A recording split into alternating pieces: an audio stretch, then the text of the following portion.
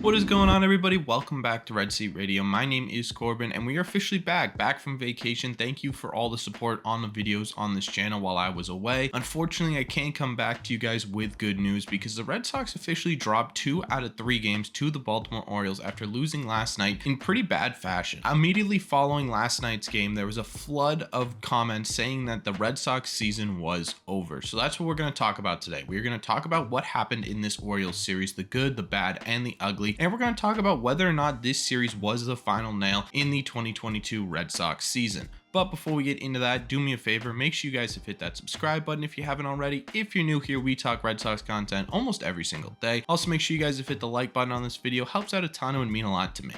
Thank you all very much for clicking on this one. Let's get into it. We're going to start with the offense in this series because there was a ton of it, but it was also all over the place. So we're going to talk about all of it. We're going to start with Alex Verdugo, and Verdugo has been on fire lately. He's hitting .345 in his last 7 games, including going 5 for 15 in this series with a couple of RBIs. So Alex Verdugo is kind of on a tear right now, at least with consistency. He's consistently been one of our best hitters this last stretch, and that's something we're going to focus on a lot in this video is consistency. When we're talking about whether or not this series ended the 2022 Red Sox season, one of the big words we're going to be using is whether or not they are consistent enough to keep playing. So keep that in mind as we go forward. Anyways, we also got to talk about Kike Hernandez, who had a home run in this series, as well as an RBI double and an RBI single. When we're talking about consistency, getting Kike back into this lineup was huge. The Red Sox haven't been hitting a lot of home runs in this past month, and getting Kike back into this lineup is going to help with that. If there was anything positive to take away from this series, it was the return of Kike Hernandez. Besides that, you also had Christian Arroyo in this series, had a couple of RBIs, one off a double, one off a single. Again, another guy who's consistently been hitting well for this team coming back from the IL. Injuries have been such a huge part of this Red Sox season, so to get some of these guys back, even if it may be too late, is nice to see. Of course, Franchy Cordero got called up and got pinch hit in one of the games and hit a home run in a minor league stadium. He may genuinely be the greatest AAA player to ever play the game, so for him to come in to the big league team and hit a home run only at a minor league stadium is a little bit funny to me. Xander Bogaerts also had a home run in this series. Finally, his power has been missing all season. He's been in a huge slump lately, so for him to turn around a 99-mile-an-hour fastball back dead up the middle for a home run is huge. Hopefully that gets his groove back because he has been absolutely slaughtered by fans and analysts for the last month, and hopefully this is the turning point for Xander Bogaerts. All in all, though, the offense was fine. You got outslugged in game 1, but you still put up 10 runs, which is pretty impressive, especially because none of those were off of the long ball, which means that the Red Sox are scoring runs with small ball, so that's fine, right? 10 runs should be enough to win you a game, and I don't think that was entirely the offense's fault. But at the end of the day, right, we're going to go back to consistency. The inconsistency with this team. You went from scoring 10 runs one game in the first game of this series, and then you ground into 4 double plays in 4 innings in the last game of this series, and that's just simply not enough to be able to consistently win in this league. If you want to be a consistently decent team in this league, you need to keep putting up runs every single game, and going from 10 runs to 4 double plays in the span of 3 games isn't exactly consistent enough to continue to win ball games. But it wasn't just the offense that struggled in this series with consistency, so let's talk about the pitching as well.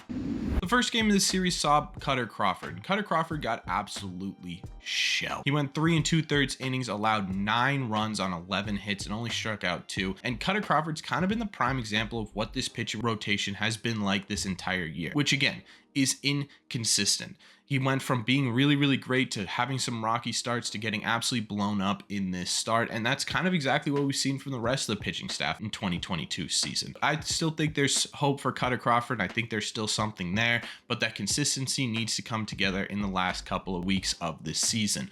As for game 2, we saw Michael Wacha, who in terms of consistency has been our most consistent pitcher. He came in and he went 5 2/3 innings, didn't allow a single run, and struck out 4 in his appearance, and he probably could have been left in a little bit longer, but I understand them taking him out, especially because this was only his second start off the IL, and his first start he went super deep. You're trying to conserve that arm, it makes sense. Plus Nate Eovaldi now going down and possibly going on to the IL again. Michael Wacha needs to be your ace, your big gun, the guy bolstering this rotation, so I understand them trying to save him there. Either way, Michael Wacha, again, one of the more consistent pitchers on this pitching staff, and in my opinion at this point the ace of the Boston Red Sox. In the third game of the series, Tubrav wrap it up, we saw Nick Pivetta, who had a shaky start to this game. He allowed 2 runs in the first inning, but really settled down after that. Ended up going 5 2/3 innings, only allowing those 2 runs and striking out 9. And again, another pitcher who just simply hasn't been consistent the entire year. He's had a couple of good games in a row now, but at the same time too, he blew up in July, and it just wasn't the Nick Pivetta that we are used to seeing. So this is another guy who just simply breathes inconsistency, and that's been the theme of this rotation, the theme of this team in general. This rotation in this series in total was overall fairly decent. Cutter Crawford blew up, but then you got good starts from Waka and you got good starts from Nick Pivetta. Hopefully this is something that continues throughout the rest of the year, but at the same time too, pitching staff right now, role-wise, is in shambles. You don't have Evaldi, you've lost Sale for the entire year. Brian Bayo, your depth piece, has been on the IL. Connor Siebold can't do anything. Josh Winkowski seems like he's kind of all over the place. Cutter Crawford still trying to find his consistency. There's just no solid rotation right now for the Boston Red Sox, and that's a huge concern going forward. As for the bullpen was a little bit rough in this series. John Schreiber particularly had a really rough series. He allowed 3 runs in 2 appearances,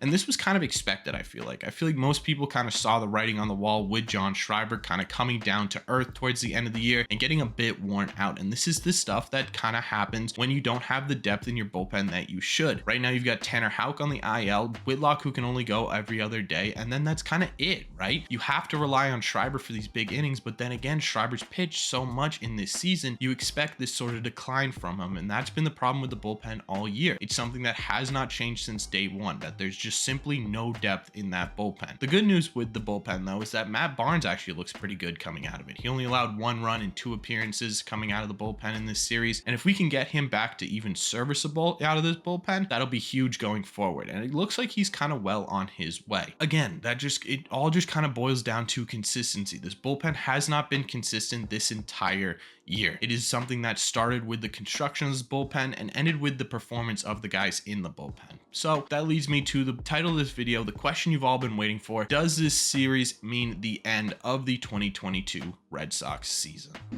Unfortunately, when we're looking at the big question here of whether or not this ended the Red Sox season, the answer is probably. That's the short answer. The long answer is the fact that the Red Sox are now 6 games back in a wild card spot. 4 was manageable, 5 was iffy, 6 seems like a death sentence, because if you look at it, right, you're now playing the Blue Jays in a 3-game series and the Tampa Bay Rays in a 3-game series. Even if you somehow manage to sweep both of these series, you're still going to be tied for a playoff spot with one of these 2 teams, and that means that you're still not in a playoff spot because you lost all the series with your AL East opponents. And on top of that, even if you do win these 6 games in a row, you're still going to have to pray that the teams above you lose as well, or they're going to get into playoff spots before you do. And that's the problem now with this Red Sox team, is that we've been talking about it for a while. It's no longer just with the Red Sox need to win, it's that 4 other teams need to lose, and that's virtually impossible with only 40 games left. Unless the Red Sox go on some miracle 12-13 game win streak, it seems like it's going to be near impossible to get into a playoff spot. And this is why I was talking about consistency, because to go on to a 12-13 game win streak, you are going to need to consistently play well, and that is just something that this Red Sox team simply has not done all year. Even in June, when they were one of the hottest teams in baseball, their longest winning streak was 7 games, and while that is impressive, even a 7-game win streak doesn't move the needle too much with this playoff spot. At the same time too, we talked about the rotation being in shambles. We talked about the fact that the offense has been all over the place. We talked about the fact that the bullpen is being worn down to the nub right now, especially with our big guys like Schreiber, Whitlock, who can't really pitch every single day, and Houck being on the IL possibly for the rest of the year. It kind of seems like the perfect storm of inconsistency that has led the Red Sox to this position, and it's that consistency, in my opinion, that is putting them out of contention for a playoff spot. At this point in the year, I'm kind of no longer hoping for a playoff spot. I'm just hoping for good baseball out of this Red Sox team going forward. Tuesday, we could see the appearance of Tristan Casas, maybe a Connor Wong. We're getting September call-up soon, so there's stuff to look forward to with this Red Sox team, but I don't know if playoffs are in the picture anymore.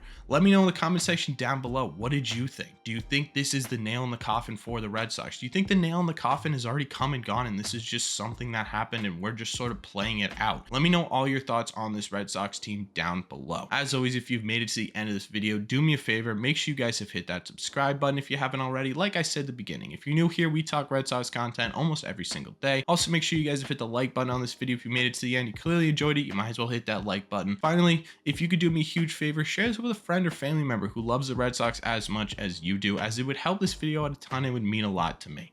Thank you all very much for clicking on this one, and I will see you in the red seats.